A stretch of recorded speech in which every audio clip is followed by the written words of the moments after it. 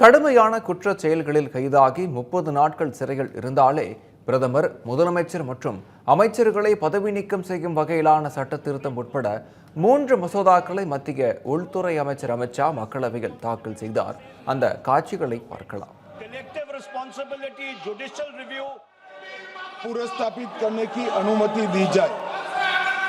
महोदय, मैं प्रस्ताव करता हूं कि जम्मू कश्मीर पुनर्गठन अधिनियम 2019 का संशोधन करने वाले विधेयक को पुरस्तापित करने की अनुमति दी जाए।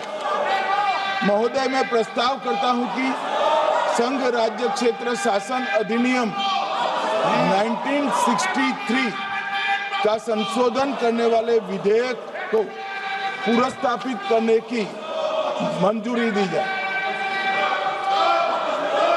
महोदय, मैं प्रस्ताव करता हूं कि भारत के संविधान का संशोधन करने वाले विधेयक को पुरस्तापित करने की अनुमति दी जाए। महोदय, मैं प्रस्ताव करता हूं कि जम्मू कश्मीर पुनर्गठन अधिनियम 2019 का संशोधन urgency in bringing such a constitutional amendment bill. What is the emergent need of having such a bill? That means the introduction of the bill itself is lacking bona fides. The bill is lacking bona fides. That is why I would like to say that this is with a malafide intention to destabilize the opposition ruled states in various parts of the country. Number one. एक minute माननीय अध्यक्ष जी, प्रेमचंद्रन जी कह रहे हैं कि जल्दबाजी में लाया गया। इसका सवाल इसलिए नहीं उठता कि मैं इस बिल को संयुक्त समिति को सौंपने की दरखास्त करने वाला हूं। इस पर संयुक्त समिति जो राज्यसभा और लोकसभा पक्ष और विपक्ष सभी सांसदों की बनेगी, जो इस पर विचार करेगी और आपके सामने लेकर आएगी।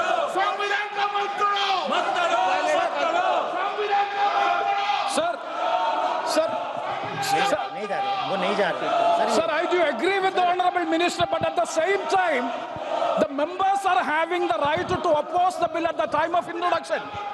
This is the legitimate constitutional right of each and every member to oppose the bill at the time of introduction of the bill. That is being contained in the program, which I am trying to say. And the second one is that is disqualification. Shri Venugopal.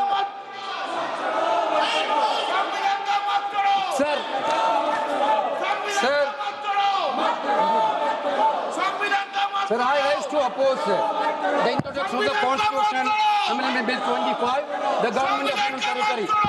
Sir, this bill is to sabotage the federal system of this country. This bill is to sabotage the basic principle of the Constitution of this country. Sir, BJP people are telling this bill is to bring morality in politics. Can I ask a question to the Honorable Home Minister? When he was the Home Minister of Gujarat, he had been arrested, sir. Whether he took the morality of that point of time? अब मुझे सुनो जरा, मुझे सुनो ना, पहले बैठ जाओ। माननीय अध्यक्ष जी, मैं रिकॉर्ड क्लियर करना चाहता हूं। मुझ पर झूठे आरोप लगाए तब अरेस्ट होने के पहले मैंने नैतिकता के मूल्यों का हवाला देकर इस्तीफा भी दिया। மக்களவையில் 3 முக்கிய மசோதாக்களை உள்துறை அமைச்சர் அமித் ஷா தாக்கல் செய்துள்ளார். அந்த காட்சிகளை பார்த்துக் கொண்டிருக்கிறோம். மேலும் இது குறித்த விவரங்களை வழங்குவதற்காக ஜோ மகேஸ்வரன் நம்முடன் இணைகிறார். நம்முடைய மூத்த துணை ஆசிரியர் ஜோ மகேஸ்வரன் நம்முடன் இணைந்திருக்கிறார். ஜோ மகேஸ்வரன், விவரங்களை வழங்கலாம். விக்னேஷ், நாடாளுமன்றத்தினுடைய கூட்டத்தொடர் கடந்த மாதம் 21ஆம் தேதி தொடங்கியது. நாளையோடு நிறைவு பெற இருக்கிற சூழல்ல தொடர்ச்சியாக எதிர்க்கட்சிகள் நாடாளுமன்றத்துடைய மக்களவை இரு அவைகளிலுமே பல்வேறு பிரச்சனைகளை எழுப்பி அவையை முடக்கி கொண்டிருக்கிற சூழல்ல மிக முக்கியமான மசோதாக்கள் இன்றைக்கு மக்களவையில் தாக்கல் செய்யப்பட்டிருக்கிறது. அதுல குறிப்பிட்டு சொல்லணும் அப்படின்னாக்கா, யூனியன் பிரதேச அரசு திருத்த மசோதா 2025, அரசியலமைப்பு 130வது திருத்தம் மசோதா 2025, ஜம்மு காஷ்மீர் மறுசீரமைப்பு திருத்த மசோதா 2025 உள்ளிட்ட மசோதாக்கள் இன்றைக்கு மக்களவையில தாக்கல் செய்யப்படுகிறது.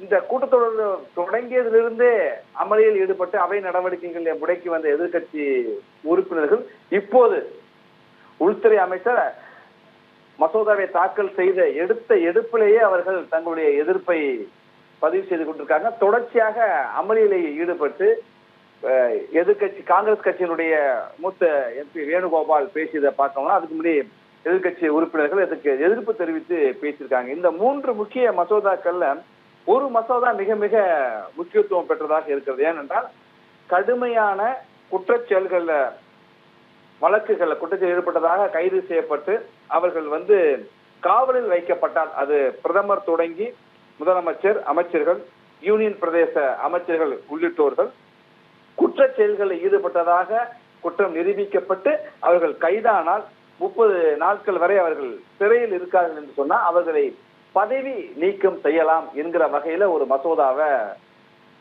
அறிமுகம் செய்திருக்காங்க.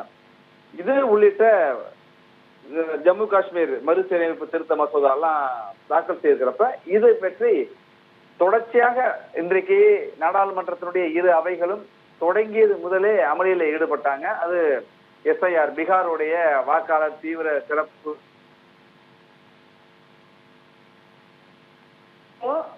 இன்னைக்கு நாடாளுமன்றம் தொடங்கிய உடனே எதிர்ப்பு தெரிவிச்சாங்க. 2 மணி வரை ஒத்திவைக்கப்பட்டது. மீண்டும் தொடங்கிய உடனே 3 முக்கிய மசோதாக்களை உள்துறை அமைச்சர் அறிமுகப்படுத்தியிருக்கிறார். அதற்கு கடுமையான எதிர்ப்பு தெரிவித்து அமளியில ஈடுபட்டிருக்கிற காட்சியை பார்க்கலாம். அமளிக்கு இடையிலே உள்துறை அமைச்சர் மீண்டும் விளக்கம் கொடுத்தார். இது மிக மிக முக்கியத்துவம் வாய்ந்த ஒரு மசோதாவாக இருக்கு.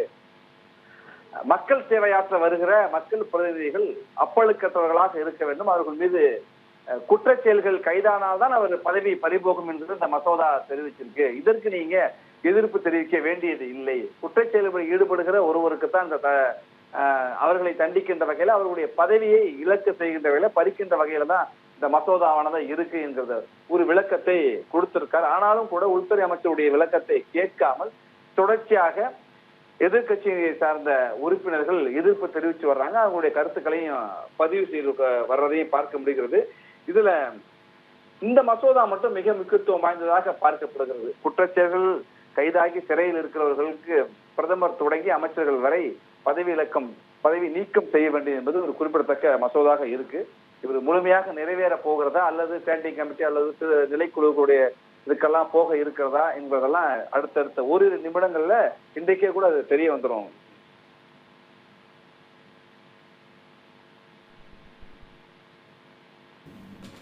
விவரங்களுக்கு நன்றி ஜோ மகேஸ்வரன்.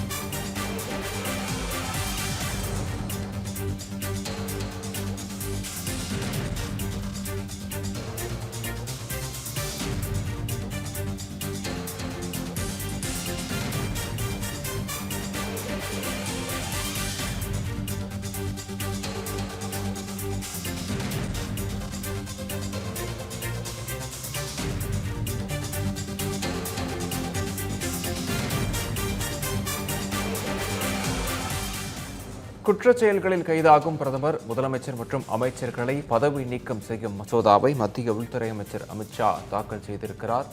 குறிப்பாக யூனிய பிரதேச அரசு மசோதா 2025, அரசியலமைப்பு 130வது திருத்தம் மற்றும் ஜம்மு காஷ்மீர் மறுசீரமைப்பு மசோதா என 3 மசோதாக்கள் மக்களவையில் தாக்கல் செய்யப்பட்டு இருக்கின்றன. எதிர்க்கட்சிகளின் கடும் அமளிக்கு மத்தியில் மத்திய உள்துறை அமைச்சர் அமித்ஷா இந்த மசோதாவை மக்களவையில் தாக்கல் செய்தார். மசோதாவுக்கு எதிர்ப்பு தெரிவித்து எதிர்க்கட்சிகள் அமளியில் ஈடுபட்டதால் மக்களவை 3 மணி வரை ஒத்திவைக்கப்பட்டு இருக்கிறது.